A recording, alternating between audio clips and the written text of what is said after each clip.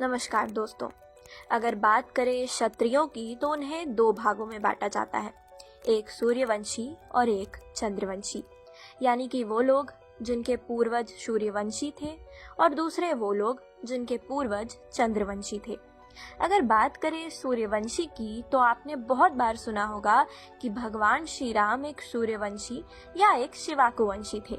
पर क्या आप जानते हैं कि ये सूर्यवंशी या शिवाकुवंशी आखिर है क्या और इसकी शुरुआत कैसे हुई? आइए शुरू से जानते हैं इसके बारे में। पौराणिक कथाओं के अनुसार सूर्यवंशी और चंद्रवंशी राजाओं का जन्म स्थल सुमेरु पर्वत है। कहते हैं कि भगवान विष्णु के नाभि से जो कमल निकला है उस कमल की कोशिकाएं सुमेरु पर्वत है और इसी पर्वत को छोड़कर सूर्यवंशी और चंद्रवंशी यहाँ इस धरती पर आए हैं। सूर्यवंशी का मतलब होता है सूर्य के वंशज। सूर्यवंशी को शिवाकुवंशी भी कहा जाता है और ऐसा इसलिए क्योंकि माना जाता है कि सूर्यवंश की उत्पत्ति राजा शिवाकु ने की थी, जो वैवस्वता मनु के पुत्र थे। भगवत पुराण के अनुसार ब्रह्मा जी ने सबसे पहले इंसान मरीचि को बनाया था, जिनके पुत्र ऋषि कश्यप हुए और ऋषि कश्यप के पुत्र वैवस्वत हुए, जिन्हें सूर्य भी कहा जाता है, और उनके पुत्र वैवस्वता मनु हुए। माना जाता है कि वैवस्वता मनु ने ही सरयू नदी के तट पर अयोध्या को बसाया था और इन्हीं वैवस्वता मनु के 10 में से एक पुत्र थे शिवाकु, जो शिवाकु वंश या सूर्यवंश के पहले राजा थे।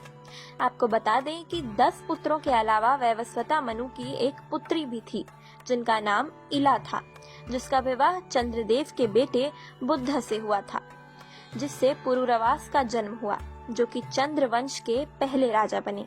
वहीं अगर बात करें जैनिज्म की तो उनमें मौजूद कहानियों के हिसाब से शिवाकु उनके पहले तीर्थंकर, जिसे जैनिज्म में सुप्रीम सेवियर माना जाता है, और उनका नाम था ऋषभनथा।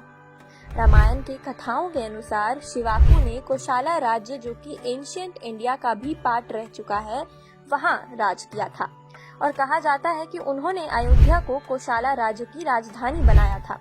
राजा शिवाकु के कुल देवता सूर्य थे और वो सूर्य की पूजा करते थे और इसलिए ही उन्होंने अपने वंश का नाम सूर्यवंश रखा।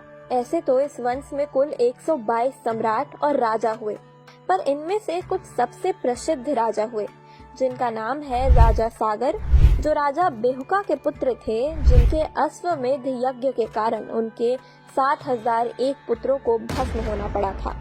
फिर आते हैं राजा भागीरथ, जो राजा सागर के परपौत्र थे, जिन्होंने ब्रह्मा जी और शिव जी की कठोर तपस्या करके देवी गंगा को धरती पर लाया था और अपने पूर्वजों को मोक्ष दिलवाया था।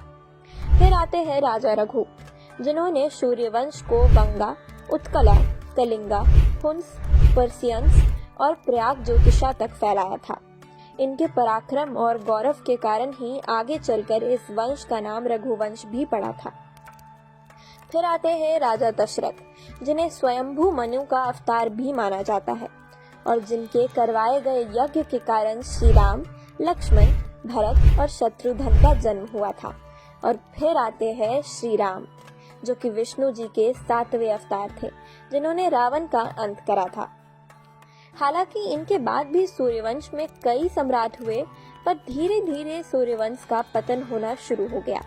हिंदू धर्म में मौजूद कहानियों और शिलालेखों से पता चलता है कि सम्राट प्रसन्नजीत की मृत्यु और उनके उत्तराधिकारी विदुद्धवा के गायब हो जाने के बाद कोशाला राज्य कमजोर होता चला गया, जिसके बाद सूर्यवंश के अंतिम शासक राजा सुमित्र हुए, लेकिन उन्हें सन 362 ईसा पूर्व में मगध के शक्तिशाली सम्राट महापद्मानंद ने हरा दिया, जिसके बाद ही सूर्यवंश का पतन हो गया। हमारे हिंदू धर्म के पुराणों और कथाओं से हमें इस वंश के बारे में ज्यादा पता तो नहीं चलता, पर जितना लिखा है उससे ये जरूर पता चलता है कि शिवाकु वंश या सूर्यवंश एक ऐसा वंश था जिसमें अनेकों गौरवशाली और शक्तिशाली सम्राटों का जन्म हुआ था। क्या आप जानते हैं सूर्यवंश के बारे में? हमें कमेंट करके जरूर बताएं और अगर वीडियो अच्छी लगी हो तो लाइक और चैनल को सब्सक्राइब जरूर करें।